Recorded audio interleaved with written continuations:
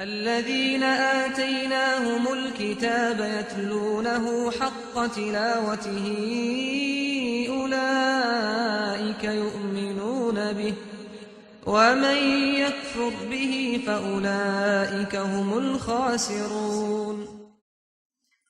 أعوذ بالله من الشيطان الرجيم. بسم الله الرحمن الرحيم. الحمد لله والصلاة والسلام على رسول الله وعلى آله وصحبه ومن والاه. أما بعد. Hörmətli qardaşlar, bugün mən sizlərlə ortaqlaşmaqçı olan ayət Surə Ənfal'nınki 46-cı ayəti və la yetənəza'u fetefşəl. Yəni dəyətalaş qılmaqlar, əgər dəyətalaş qılsanlar məğlub bulursunlar, düşmən aldıdakı heyvanlar yox akır. Həmdə Allah Subhanahu wa Ta'ala bu ayətdə bizga kesin hükümdün birini verdi. Yani bir kanuniyetin birini bizga berdi, ilahi kanuniyet. Dünyadaki ilahi kanuniyet ne? Müslümanlar uygulasa, ular neticesini görürdü. Gayrimüslimler eğer onu uygulasa, ular neticesini görürdü. İlahi kanuniyet degen bu. Ayette bizga berayotgani del şu xildagi ilahi kanuniyetning biri. Yani dəyətlaşның özü məğlubiyyət. Bu kesin bir Allah muşu ayət arqıla tam ola söylətken bir ilahi kanuniyyət. Əndi biz tarixqa yoki ətrafımızdaki bugünkü reallığımızga qarasaq, əhli batıl, yəni gayrimüslimlar oxşamagan yol, oxşamagan ırq, oxşamagan til, oxşamagan rayon boğan, məsələn, şuşunda turub ular səplərini birləşdirib, gəplərini birləşdirib, Müslümanlığa qarışdırmadıdır. Amma tam əksi əhval bizning Müslümanlarımızın reallıqda bulmadıdır. Müslümanlarınki ilahi bir turub, Kur'an'ı bir turub, Kəbisi bir turub, Peyğəmbəri bir turub, bütün ibadet şəkillərinin həmmisi bir turub, Müslümanlar palan parça ketib bardı. Hətta çoğun səp meselesi emas, kiçik bir mevqe, pozisiya, fikir, muşu tərəflərdə mi oxşamagan yollarda ketib bardı. Onun da mı bək etiniştiraqı, həmmisi üzünün yolda mansığı meylitti, tamam? Bunun bir tərəfi də tutturaylı. Qarşı tərəfdəkilərin üzünün yolda manmağanlarını üzüge qarşı orunluğa qoyub, şiddetle onunla rəddiyə qaytırvatıdır, hücum qılvatıdır. Əməliyyətdə yuqarqı ayətinin hökmü boyunca, yuqarqı ayət bizə ifadələmək olan ilahi kanuniyyət şu ki, bu xildəki dəyətlaşının nəticəsi kesin məğlubiyyət. Ayətinin baş ayağını tuluq oxusaq, وَلَا يَتَنَازَعُوا فَتَفْشَلُوا وَتَزْهَبَ رِيحُكُمْ وَاصْبِرُوا إِنَّ اللّٰهَ مَعَ الصَّابِرِينَ. Ayətinin 5-ci sləgi bu ayətində buldum. Yəni, dəyətlaşmanla, əgər dəyətlaş qılsanlar, oturda niza adavet çıksa, sizlerin kırıdığına məğlubiyyət, düşmanının aldığı heyvanını ketib qalıdı. Muşunun özü bizə nisbətən ən çoğ bir signal. Düşmanının aldığı heyvanını ketib qalıdı deyen gəl, düşman sizden çırayla oturab paçlap yer tutur. Çünkü düşman bizden qorxmağan künesi bizə hücum qıldı. Endi ayətinin ahırıdaki bir nokta bizim diqqətimizni tartdı. Vasbiru innallaha ma'as-sabirin. Nimish ayetning oxirida sabr qilinglar, chidanglar. Allah chidag'uvchilar bilan, sabr qiluvchilar bilan billa degan ifoda qo'llanadi. Desa, chunki dayatolashni tashlab, safni birlashtirish, ittifoqlashish anda oddiy ish emas.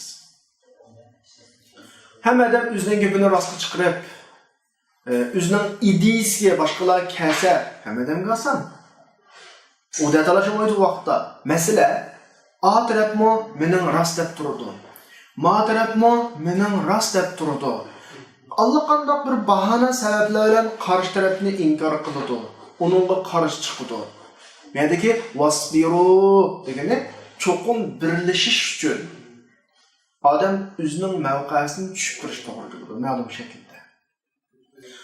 Azraq özüm mənatqan yoldan başqalarga bir qadam, iki qadam yıqılış doğru qıldı. Bununla nurgun Maddi, ma'naviy manfaatlar bog'langan bo'ladi. Ruhiy jihatdagi, o'zi psixik jihatdagi bir taraflar bo'ladi, buni tuzalg'iliq qiladigan. İnsan birleşiş üçün muşularının hemminden voz kechish to'g'ri keladi. Bu oson ish emas. Bu qiyin ish. Yana bu o'zini muşu oyatga qarab, Allohning rizoligini ko'zlab, millatning manfaatini ko'zlab, o'zini sabr qilishga to'g'ri keladi, bardoshlik berish to'g'ri keladi. Ana shunday vaqtida g'alaba shu vaqt shakllanadi. Chunki innalloha ma'as sabirin. Shunda qilganlar oxirida natijaga erishadi. Ma iboratga diqqat qilaylik. Allah sabr qilg'ishlar bilan billa degan gap. Ya'ni Allah billa olgan kishi degan g'alaba qiladi degan gap.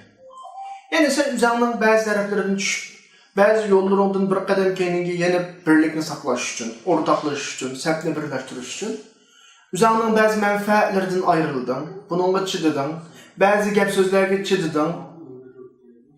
G'alaba seninki. Chunki Allah sen bilan billa.